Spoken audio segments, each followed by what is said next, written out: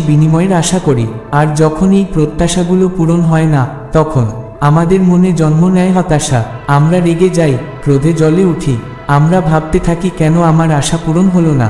এই রাগ, হতাশা আর অতিরিক্ত প্রত্যাশাই আমাদের মনের শান্তি কেড়ে নেয়।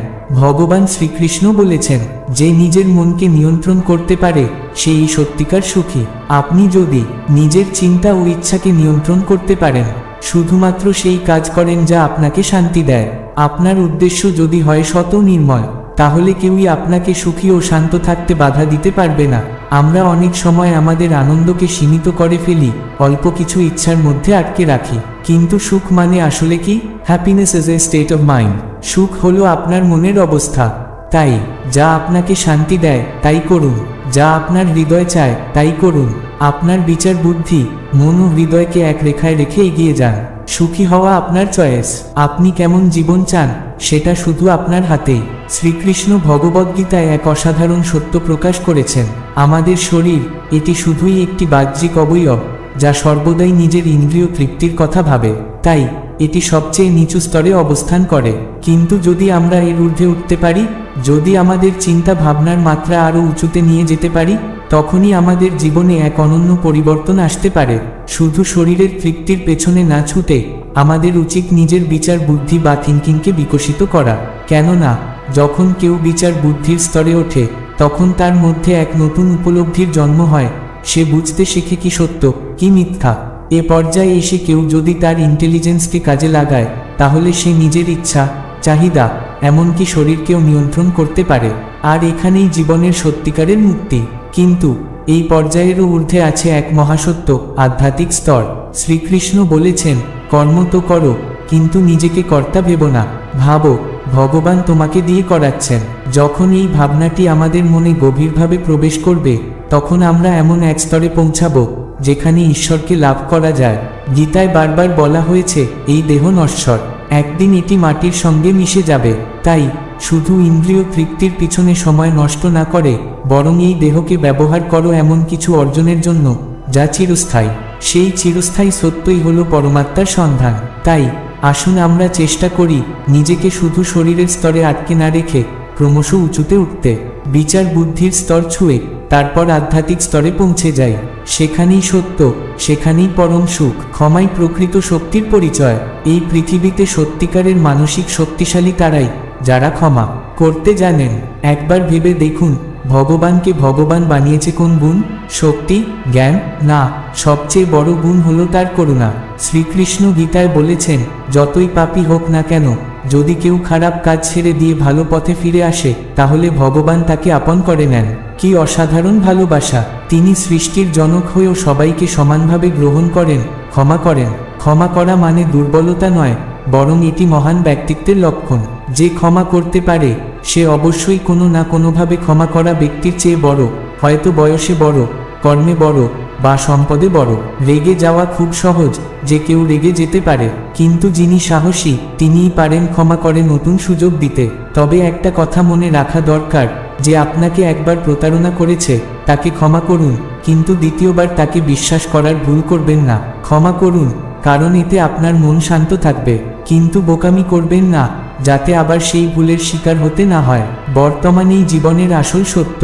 আমাদের জীবন না আছে অতীতে, না আছে ভবিষ্যতে, আমাদের জীবন আছে শুধুই বর্তমানে। আপনি দুদিন আগে যা করেছেন তা বদলাতে পারবেন না, আবার দুদিন পর কি হবে তাও জানেন না। অতীতের স্মৃতি মনে করতে পারেন, অতীতের কর্মের ফলও পেতে পারেন, কিন্তু আপনি যা করবেন তা কেবল এই মুহূর্তে। শ্রীকৃষ্ণ বলেছেন, আমাদের বর্তমানের কাজ একটি বীজের মতো। আপনি আজ যে কর্ম করছেন সেটাই একদিন ফল দেবে, হয়তো দ্রুত, হয়তো একটু দেরিতে, কিন্তু ফল আসবেই। এখন প্রশ্ন হলো, আপনার বীজটি কেমন? যদি কর্ম ভালো হয় তাহলে ফলও ভালো হবে, যদি কর্ম খারাপ হয় তাহলে পরিণতি তেমনই হবে। তাই নিজের নাম নয়, নিজের কর্মকে বড় করুন। নাম মানুষ ভুলে যায়, কিন্তু কর্মের ফল চিরস্থায়ী। আজকের কর্মই আপনাকে ভালো বা মন্দ মানুষ বানাবে। তাই আসুন আমরা বর্তমানকে সুন্দর করে গড়ে তুলি। এখনই, এই মুহূর্তে। আমাদের সবচেয়ে বড় শত্রু আমাদের মন।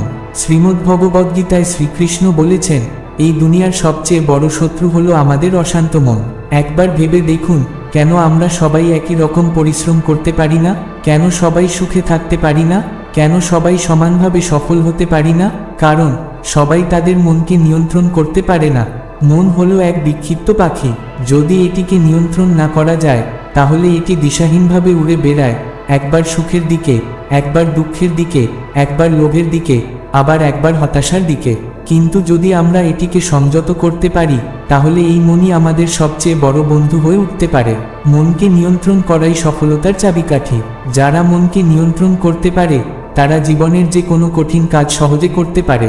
এমন অনেক কাজ আছে যেগুলো করতে আমাদের ভালো লাগে না, কিন্তু সেগুলো করা জরুরি।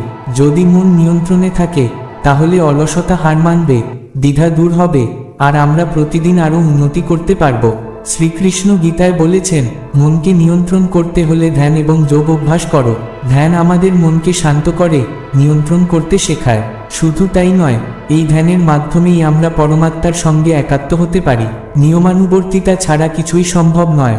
ভেবে দেখুন, যারা জীবনে কখনো নিয়ম মানেনি, কখনো নিজের আবেগ বা ইচ্ছাকে সংযত করেনি, তারা কি কখনো সত্যিকারের সফল হয়েছে? পরিশ্রম ও প্রচেষ্টার পাশাপাশি সংযম ও নিয়ন্ত্রণও সমান গুরুত্বপূর্ণ। তাই আসুন আমরা আমাদের মনকে আমাদের বন্ধু বানাই, আমাদের জীবনকে সফল করি। মনই যদি আমাদের নিয়ন্ত্রণ করে তাহলে আমরা হেরে যাব, কিন্তু যদি আমরা মনকে নিয়ন্ত্রণ করতে পারি তাহলে আমরাই হব জয়ের অধিকারী। আপনার জীবন বদলাবে যখন আপনার চিন্তা বদলাবে। শ্রীমদ্ভগবদ্গীতার এই মহান শিক্ষা আমাদের শেখায়, আপনার জীবন তখনই পরিবর্তন হবে যখন আপনি আপনার চিন্তাধারাকে পরিবর্তন করবেন। আপনি যদি সবসময় আগের মতোই চিন্তা করেন তাহলে জীবনের ফলাফলও আগের মতোই হবে। কিন্তু যদি আপনার দৃষ্টিভঙ্গিতে পরিবর্তন আনতে পারেন, নতুনভাবে চিন্তা করতে পারেন, তাহলে জীবনও বদলে যাবে। একটু অন্যভাবে ভাবুন। আপনার চারপাশে যা কিছু আছে সেগুলোকেই নতুন দৃষ্টিতে দেখুন। আপনি যদি নিজেকে নতুনভাবে দেখতে শুরু করেন, নতুনভাবে ভাবতে শুরু করেন, তাহলে আপনি সবার থেকে আলাদা হয়ে উঠবেন। আপনার নিজস্ব পরিচয় গড়ে উঠবে। স্বপ্ন দেখা ভালো, কিন্তু সেই অনুযায়ী চিন্তা করাও জরুরি। আমরা সবাই চাই আমাদের কাছে প্রচুর টাকা থাকবে, সুন্দর একটা বাড়ি থাকবে, লাভজনক একটা ব্যবসা থাকবে। স্বপ্ন দেখা ভালো, কারণ স্বপ্নই তো আমাদের বাঁচিয়ে রাখে। আপনার উচ্চাকাঙ্ক্ষা প্রমাণ করে যে আপনি বেঁচে আছেন, আপনি আপনার মতো জীবন কাটাচ্ছেন। কিন্তু শুধু স্বপ্ন দেখলেই তো হবে না, আপনার চিন্তার ধরন বদলাতে হবে, চিন্তার গভীরতা বাড়াতে হবে। আপনি যদি সবসময় আগের মতোই চিন্তা করেন, যদি সবসময় আগের মতোই কাজ করেন, তাহলে ফলাফলও আগের মতোই হবে। নতুন কিছু পেতে হলে নতুনভাবে ভাবতে হবে, নতুনভাবে কাজ করতে হবে। ভাগ্য বদলানোর চাবিকাঠি আপনার দৃষ্টিভঙ্গি। পরিস্থিতিকে নতুনভাবে বিচার করুন, আপনার চিন্তাধারাকে আরও ইউনিক করুন। জীবন আপনাকে অনেক সুযোগ দেবে, কিন্তু সেই সুযোগগুলো চিনতে পারবেন কেবল তখনই যখন আপনি ভিন্নভাবে চিন্তা করতে শিখবেন। আপনার ভাবনা বদলান, আপনার জীবন বদলে যাবে। আর এই নতুন দৃষ্টিভঙ্গি আপনাকে একজন সত্যিকারের সফল এবং ভাগ্যবান মানুষ করে তুলবে। জীবনে কিছু পেতে চাইলে লড়াই করতেই হবে। ভগবদ্গীতায় শ্রীকৃষ্ণ বলেছেন, যদি তুমি জীবনে কিছু পেতে চাও তাহলে লড়াই করতে শিখো, পরিশ্রম করো, না হলে যেটা পাবে না তার জন্য কষ্ট পাওয়ার অধিকারও তোমার নেই। একটা কথা মনে রাখবেন, আপনি যদি আপনার স্বপ্নকে সত্যি করতে চান তাহলে সময়, আরাম, ক্ষুধা, তেষ্টা এই সব কিছুকে উপেক্ষা করতে শিখতে হবে। এটা ভাবার সময় নেই যে এখন কাজের সঠিক সময় কিনা, বা এখন গরম লাগছে নাকি ঠান্ডা। যদি সত্যিই কিছু পেতে চান তাহলে পরিশ্রম করতেই হবে, লড়াই করতেই হবে। আর যদি আপনি পরিশ্রম করতে রাজি না থাকেন তাহলে আপনাকে মানিয়ে নিতে হবে সেই জীবনের সঙ্গে যেখানে হয়তো আপনি কিছুই পাবেন না। যত খারাপই পরিস্থিতি হোক, অন্যায় হোক, তাও আপনাকে সহ্য করতে হবে। কারণ আপনার স্বপ্ন, আপনার জীবন, এসবের জন্য দায়ী শুধু আপনি নিজেই। ভেবে দেখুন, যে পরিশ্রম করে সে আজ সুখ ভোগ করছে, আর যে শুধু স্বপ্ন দেখে কিন্তু কোনো পদক্ষেপ নেয় না, তার স্বপ্ন আজও স্বপ্নই রয়ে গেছে। এই দুনিয়ার সবকিছুই একদিন শেষ হবে। ভগবদ্গীতার আরেকটি মহান শিক্ষা হলো, এই পৃথিবীতে যা শুরু হয়েছে তা একদিন না একদিন শেষ হবেই। কিন্তু যখন কিছু শেষ হয় তখনই নতুন কিছু শুরু হয়। এই চক্র চলতেই থাকবে। কোটি কোটি বছর ধরে এই সৃষ্টি চলছে, আর যতদিন পৃথিবী থাকবে এই চক্র চলতেই থাকবে। একবার ভেবে দেখুন, আজ আপনি খুব আনন্দে আছেন, কাল সেই আনন্দ একটু কমে যাবে, তারপর হঠাৎ কোনো কারণে আপনি দুঃখী হয়ে পড়বেন, কিন্তু আবার কিছুদিন পর নতুন আশার আলো দেখবেন। এটাই জীবনের চিরন্তন সত্য। সুখ আসবে, দুঃখ আসবে, আবার সুখ ফিরে আসবে, ঠিক যেমন পাহাড়ের চূড়ায় পৌঁছানোর পর শুধু নিচে নামার পথই চোখে পড়ে। তাই কখনো সুখে ভেসে যাবেন না, আবার কখনো দুঃখে ভেঙে পড়বেন না। জীবন চলতে থাকবে, সুখ ও দুঃখ কোনো কিছুই স্থায়ী নয়। সব সময় শান্ত থাকুন, এগিয়ে যান। সুখ আসবে, দুঃখও আসবে, কিন্তু কোনোটার মধ্যেই বেশি জড়িয়ে পড়বেন না। শান্ত থাকার অভ্যাস করুন। জীবন চলতেই থাকবে, আর আপনাকে এগিয়ে যেতে হবে। কখনো থেমে যাবেন না, কারণ আপনার জীবন আপনার হাতে। ভালোবাসুন, কিন্তু বিনিময়ের আশায় নয়। ভগবত গীতার 19 নম্বর শিক্ষা আমাদের শেখায়, ভালোবাসা শুধুই দেওয়ার জন্য, পাওয়ার জন্য নয়। আমরা যখন কাউকে ভালোবাসি, তখন আমাদের মনে একটা অপেক্ষা তৈরি হয়, সেও যেন আমাকে ঠিক ততটাই ভালোবাসে। কিন্তু বাস্তবে কি সবসময় তাই হয়? অনেক সময় দেখা যায় আপনি যাকে হৃদয় উজাড় করে ভালোবাসলেন, তার কাছ থেকে সামান্য ভালোবাসাও পেলেন না। এরপর কি হয়? ধীরে ধীরে আপনার মনে হতাশা জমতে থাকে। আপনি ভাবতে থাকেন, আমি কেন এতটা ছাড় দেব? আমি শুধু ভালোবাসবো, আর সে আমাকে কিছুই দেবে না। আমাকে ছাড়া যদি তার চলে, তাহলে আমিও তাকে ছাড়া চলতে পারবো। এভাবেই ভালোবাসার গভীরতা কমতে থাকে। প্রতিটি সম্পর্কে হিসেবের খাতা খুলে বসেন।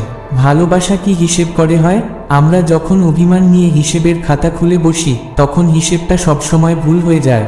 নিজের পাওয়ার হিসেব দেখি শূন্য, কিন্তু দেওয়ার সংখ্যা বাড়তেই থাকে। তাহলে কি ভালোবাসা কখনো হিসেবের মধ্যে পড়ে? যদি ভালোবাসার ভেতর থেকে অনুভূতি চলে যায়, আর শুধু মুখের কথাই থাকে, তাহলে কি সত্যি তৃপ্তি পাওয়া যায়? ভালোবাসুন, কিন্তু নিজের শান্তির জন্য। আমরা প্রিয়জনদের ভালোবাসি, আগলে রাখি, কিন্তু বিনিময়ে তারাও আমাদের আগলে রাখবে। এটা কি বাধ্যতামূলক? না। এটা যদি আপনার নিজের প্রশান্তি হয়, তাহলে ভালোবাসুন। কিন্তু যদি বিনিময়ে কিছু আশা করেন, তাহলে হতাশাই আসবে। যদি আপনি কাউকে শর্তহীন ভালোবাসতে পারেন, তাহলে কেউ কটু কথা বললেও, কেউ আপনাকে ছেড়ে চলে গেলেও, আপনার মন কখনোই বিষাদে ভরে উঠবে না। তাই ভালোবাসুন, কিন্তু বিনিময়ের প্রত্যাশা ছাড়ুন। তাহলেই জীবনের আসল সুখ অনুভব করতে পারবেন। জীবনের চিরসত্য, যা আজ আপনার, তা একদিন অন্য কারো হবে। ভগবত গীতার 20 নম্বর শিক্ষা আমাদের শেখায়, জন্মের সময় আমরা কিছুই নিয়ে আসি না, মৃত্যুর সময়ও কিছুই নিয়ে যেতে পারি না। এই পৃথিবীতে আপনি যা কিছু অর্জন করেছেন, টাকা, খ্যাতি, ক্ষমতা, প্রতিপত্তি, সবই একদিন অন্য কারোর ছিল। আজ আপনি হয়তো তার মালিক, কিন্তু একদিন আসবে যেদিন অন্য কেউ এসে ঠিক এই জিনিসগুলোর ওপর দাবি করবে, সেগুলো দখল করে নেবে। এটাই সৃষ্টির চিরন্তন নিয়ম। তাহলে প্রশ্ন হলো, এই পরিবর্তনশীল সংসারে কি এমন কিছু আছে যা কখনো পরিবর্তন হয় না, যা আমাদের মৃত্যুর পরেও আমাদেরই থাকবে? হ্যাঁ, আছে। সেটা হলো আমাদের মনুষ্যত্ব। মানুষ হওয়াই আসল পরিচয়। আমরা সবাই পরমাত্মার অংশ। আমাদের আত্মা কখনো নষ্ট হয় না, কখনো কলুষিত হয় না। কিন্তু আমাদের শরীরের আরাম ও ভোগের জন্য আমরা প্রায়শই ভুল করি, খারাপ কাজ করি, আর তার ফলও ভোগ করতে হয়। যা কিছু আজ আপনার আছে, সম্পদ, খ্যাতি, ভালোবাসা, সম্পর্ক, একদিন সবকিছুই আপনার হাত থেকে চলে যাবে। যেমন গতকাল যা অন্য কারোর ছিল, আজ তা আপনার, ঠিক তেমনি আগামীকাল যা আপনার, তা অন্য কারোর হয়ে যাবে। তাই অহংকার নয়, নম্রতা শিখুন। লোভ নয়, মানুষকে ভালোবাসুন। কারণ শেষ পর্যন্ত শুধু ভালো কর্ম আর মনুষ্যত্বই আপনার সাথে থাকবে। কর্ম করো, ফলের আশায় নিজেকে আটকে রেখো না। শ্রীমদ্ ভগবদ্গীতার শেষ এবং অন্যতম শ্রেষ্ঠ শিক্ষা, তোমার কাজ করার স্বাধীনতা আছে, কিন্তু কাজের ফলাফলের সাথে নিজেকে বেঁধে রেখো না।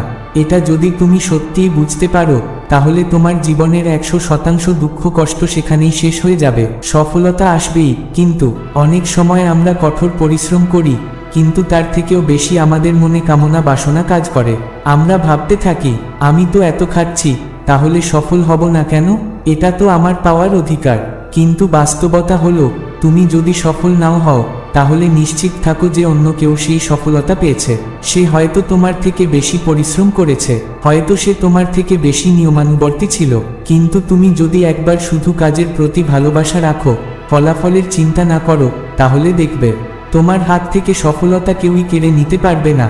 অহংকার নয়, কৃতজ্ঞতা শেখো। আমরা যখন কিছু অর্জন করি, তখন আমাদের মধ্যে অহংকার চলে আসে। আমরা ভাবতে থাকি, আমি এটা অর্জন করেছি, কারণ আমি এটা ডিজার্ভ করি। কিন্তু মনে রেখো, যদি তুমি সফলতা পাও, তাহলে সেটার জন্য কৃতজ্ঞ হও, আর যদি না পাও, তাহলে শিখতে থাকো। কারণ তোমার কাজই তোমার প্রকৃত পরিচয়, ফলাফল নয়। তাই গীতার এই মহান শিক্ষা মনে রাখো, কর্ম করো, কিন্তু তার ফলের আশা করো না। এই শিক্ষাই তোমাকে দুঃখ কষ্ট থেকে মুক্তি দিতে পারে। কর্ম করো, ফলের চিন্তা নয়। একটা সত্য কথা মনে রেখো, যার পরিশ্রম বেশি, যার সংগ্রাম বেশি, সফলতা তার কাছেই আসে। যেদিন তোমার কর্ম সবার থেকে বেশি হয়ে যাবে, সেদিন সফলতাও তোমার সঙ্গেই থাকবে, এতে কোনো সন্দেহ নেই। এই জন্যই ভগবান শ্রীকৃষ্ণ ভগবদ্গীতায় অর্জুনকে বলেছিলেন, হে অর্জুন, তুমি যুদ্ধে জিতো বা হারো, তোমাকে তো আমার কাছেই আসতে হবে। এটা তো নয় যে তুমি জিতলে অন্য কোথাও চলে যাবে বা হারলে অন্য কোথাও হারিয়ে যাবে। যেমন সবকিছু শুরুতে ছিল, শেষেও তেমনই থাকবে। তাই উঠো, যুদ্ধ করো, ফলাফল নিয়ে ভাববে না, তুমি শুধু নিমিত্ত মাত্র। শ্রীকৃষ্ণ বললেন, হে অর্জুন, এই যুদ্ধ তুমি করছো না, আসলে আমি করছি। তুমি তো শুধু একটা উপলক্ষ মাত্র, বাস্তবে সবকিছুই আমি পরিচালনা করছি। এই কথা আমাদের জন্যও সত্য। আমরা ভাবি আমরা একা সবকিছু করছি, আমরা একা সবকিছু অর্জন করছি, কিন্তু বাস্তবে সৃষ্টিকর্তার ইচ্ছা ও নিয়ম অনুযায়ী সবকিছু চলছে। তাই তুমি শুধু তোমার কাজে মন দাও, ফলের আশা করো না। বাধা দেওয়ার মানুষ বেশি, কিন্তু থামবে না। জীবনে সাহায্য করার চেয়ে বাধা দেওয়ার মানুষ বেশি পাবা। তাই তাদের কথায় কান দিও না, তাদের উপেক্ষা করো আর নিজের লক্ষ্যের দিকে এগিয়ে যাও। পরমেশ্বর তোমার মঙ্গল করুন। প্রিয় শ্রোতা বন্ধুরা, আজকের শিক্ষা যদি ভালো লেগে থাকে তাহলে অবশ্যই একটি লাইক দিও। আর যদি তুমি এই চ্যানেলে নতুন হয়ে থাকো তাহলে অবশ্যই সাবস্ক্রাইব করে রাখো। কমেন্টে লিখতে ভুলবে না, জয় শ্রীকৃষ্ণ। সকলেই ভালো থাকো, সুস্থ থাকো। পরম কল্যাণময় জগদীশ্বর তোমার মঙ্গল করুন।